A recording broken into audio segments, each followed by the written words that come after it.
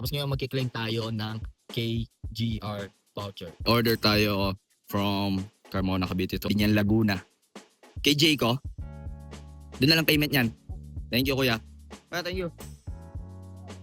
Ingat.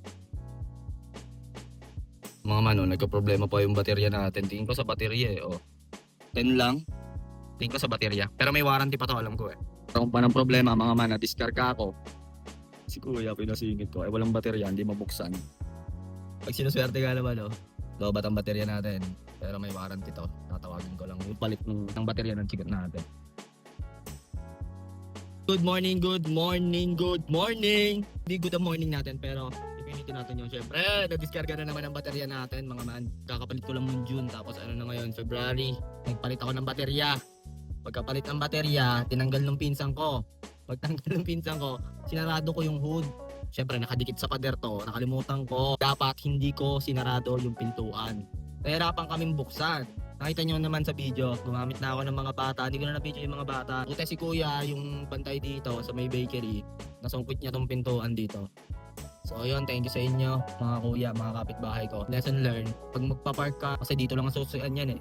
Dapat hindi yung susian ang nakadikit sa pader. Dapat siya yung nasa labas.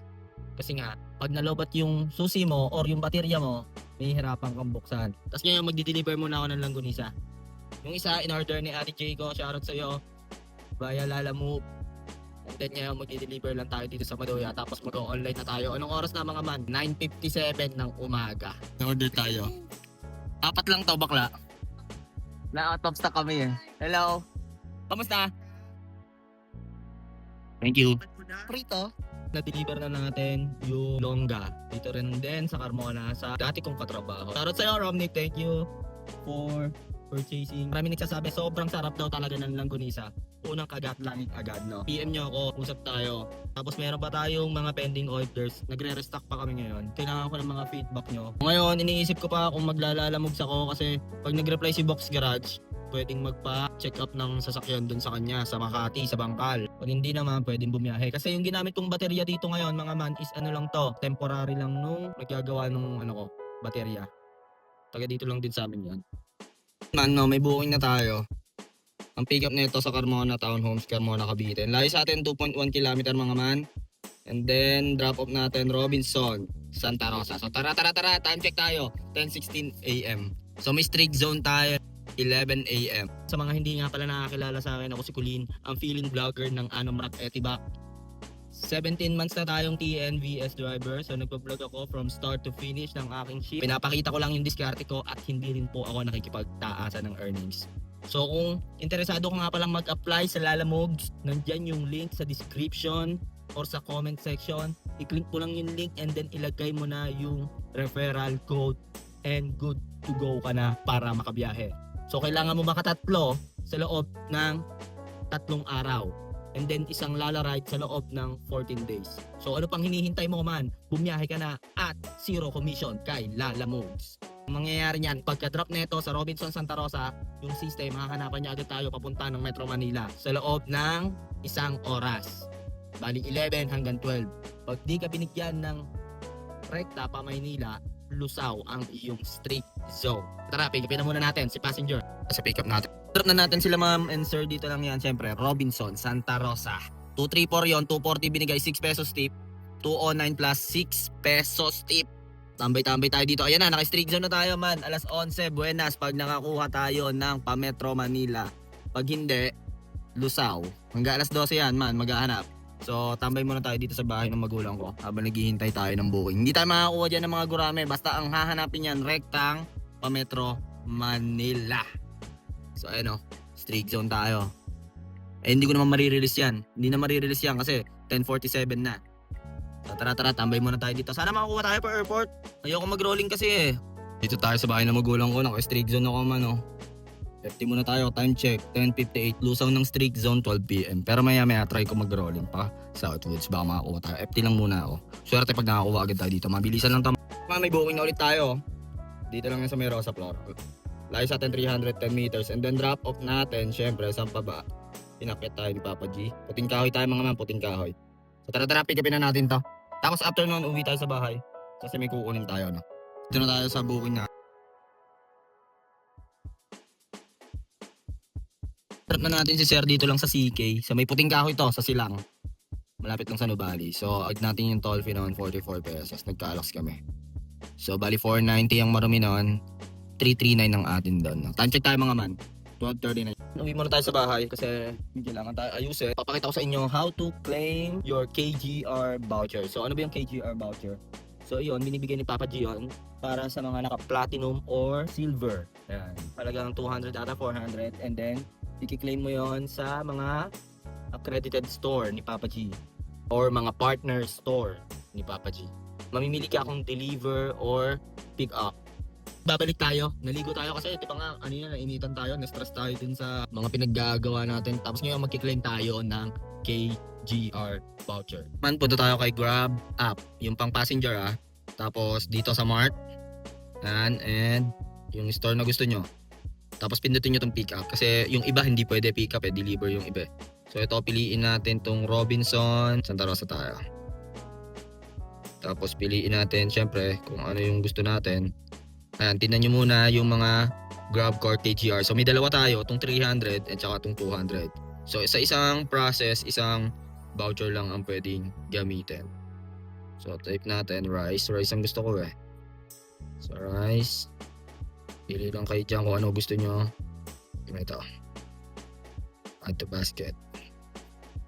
Tapos yan, pick up in 60 minutes. So pag sumobra yan, ayan na. Gamitan na natin tong 300. So pag sumobra yan, pwede mong bayaran ng kung anong payment details ang gusto mo. So i-deduct niya. Bali, ang babayaran ko dun sa ano na yon is 148 pesos. So i-go na natin yan. Yan lang. Confirm. Ayan na. So hintayin nyo na lang. Magbigay ng confirmation. Ayan na. Bayad na yon. So 148 lang ang nabawas sa akin. So pagdating nyo doon sa store, punta kayo sa customer service and then sila yung mag-assist sa inyo. Papakita nyo lang yung code na yan doon sa customer service. Tara, puntahan natin.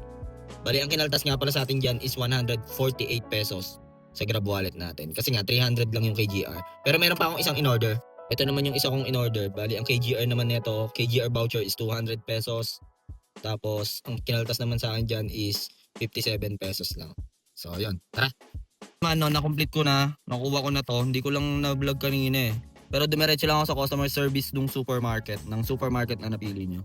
Ayan, tapos papakita nyo yung code na yan. Delivery ang gusto nyo. Mas mahal, kaya pinipili ko pick up.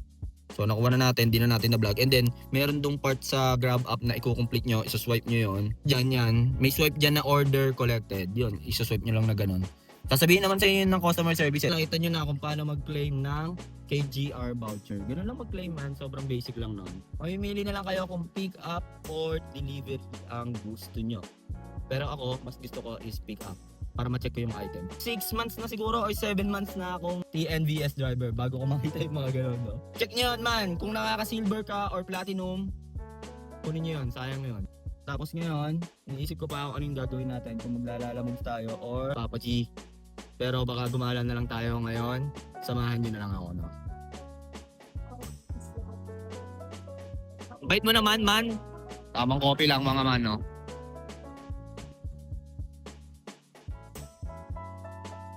Mga man, yun yung kinita natin for today's video. 548 petot. Well man, no, nakita nyo na kung anong pinaggagawa natin ngayong linggo. Kasi nagkaroon lang ng aberya kanina. Pagkakamali ko, sinarado ko yung hood tapos walang baterya. Ngayon, nahirapan kaming buksan. Yung pintuan sa driver side, nakaano sa pader dito. Ayan, no, kita nyo naman yung pader to. So yun, buti na lang yung kapitbahay ko, nasungkit niya yung lock dito sa may passenger side, no. So shoutout sa'yo, kuya. Ang bait mo. Hindi ko na na-videohan pero ang galing niya man. And then shoutout din sa pinsan ko kay Kuya Alan. Siya yung tumulong sa akin. After lang, di ba, bumiyahe tayo sa Mungket. And then may strict zone ako na 11 AM. So nahirapan na talaga makapasok ng NCR. Wala na akong booking. Nandun ako sa bahay, nakita nyo. Sa may Santa Rosa, wala pa rin. So Lusaw, alas 12. Tapos nakakuha tayo ng booking paputing Kahoy. And napag-isip-isip ko na ang tinatamad talaga ako kasi pecha de peligro ngayong linggo Uwi na lang ako tapos nag-claim na lang tayo ng KGR voucher, no. So ayun, nakuha natin 500 pesos yon. Dalawa yon man, isang 300 tsaka isang 200. So man, isa lang ang pwede nyong i-process or gamitin na voucher every purchase, no? So mamimili kayo doon kung deliver ba or pick up. Pero malulusaw din 'yon. Kumbaga may expiration 'yon. Lagi niyo i-check 'yon. Every parang mga 5th of the month, 8. Make sure nyo lang naka-platinum kayo or silver account. So kailangan nyo maka 140 rides ata, parang mga ganun. Tamang coffee lang, and tomorrow siguro babakbak tayo matindihan. Yun lang talaga ang mahirap na part pagka weekends, pag dito sa outside NCR ka nakatira. Medyo mahirap yung papasok ng NCR. Pero pagka bumiyahe ka ng umaga, siguro alas 5, alas 5, alas 6, makakuha ka niyan pa Metro Manila. Hirap lang talaga makapunta ng Metro Manila. Pero mahirap din pa uwi, lalo na pagka nasa NCR ka. Bihira rin ang lumuluwas ba ng weekends. Pero pag weekdays, kita nyo naman galawan ko dito sa Anom Rock, no? Pagbukas pa lang ng app ko, meron na agad pa Metro Manila agad. Depende sa galaw ng tao at sa sahod. Ano ngayon, 22, nag-iipon-ipon pa ng alaba. So next week, asahan nyo.